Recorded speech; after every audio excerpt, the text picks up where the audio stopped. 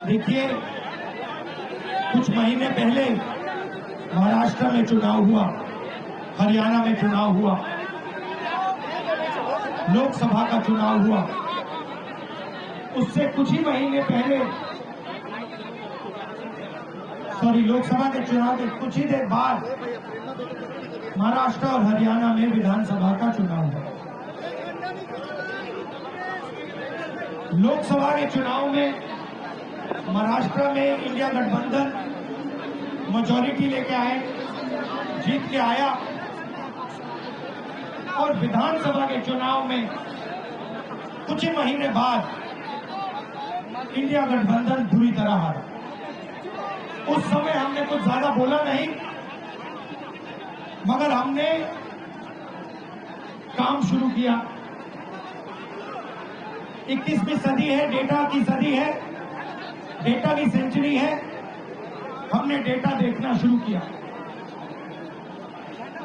और जैसे ही हमने डेटा देखना शुरू किया, हमें पता लगा कि लोकसभा में और विधानसभा में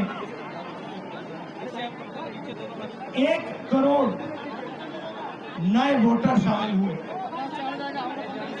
मतलब विधानसभा में 10% ज्यादा वोटरों ने वोट किया। और जब हमने पता लगाया कि ये वोटर कहां से आए, ये कौन है, तो आश्चर्य की चीजें निकली। हर कंस्टिट्यूएंसी में जहां भी वोटर बढ़े, जिन जिन कंस्टिट्यूएंसी में वोटर बढ़े, वहां पर बीजेपी जीती।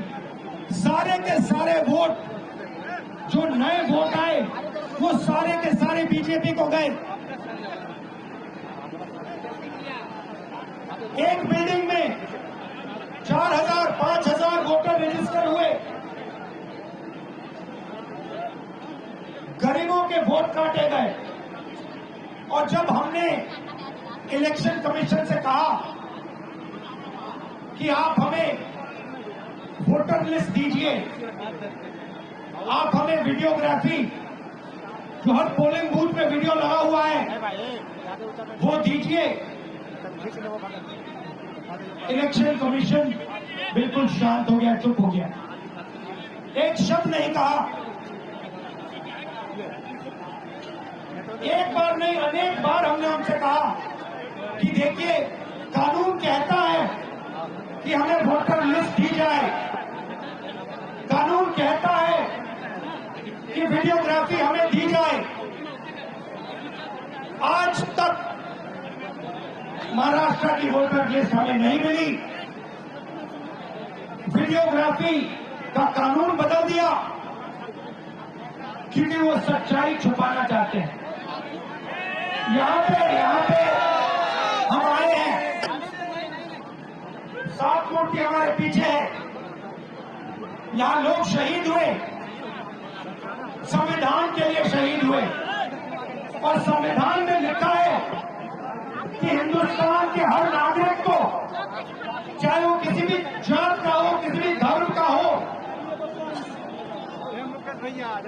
हर नागरिक को एक वोट मिलना चाहिए। इलेक्शन कमीशन, मैं आपको साफ बोल रहा हूं, और आप जानते हो, मैं बिना बात को समझे, बिना गहराई में जाकर मैं नहीं बोलता हूं। मैं हिंदुस्तान की जनता को और बिहार की जनता को कह रहा हूं कि महाराष्ट्र का चुनाव चोरी किया गया था, और जैसे महाराष्ट्र का चुनाव चोरी किया गया था, वैसे ही बिहार का चुनाव चोरी करने की कोशिश की जा रही है। हमारे लोग इलेक्शन कमिश्नर से जाके मिले, मैं नहीं था, मगर सारे नेता गए, और मैंने इनसे पूछा आपको क्या लगा, और सारे के सारों ने कहा कि इलेक्शन कमिश्नर बीजेपी और आरएसएस जैसे बात कर रहे हैं।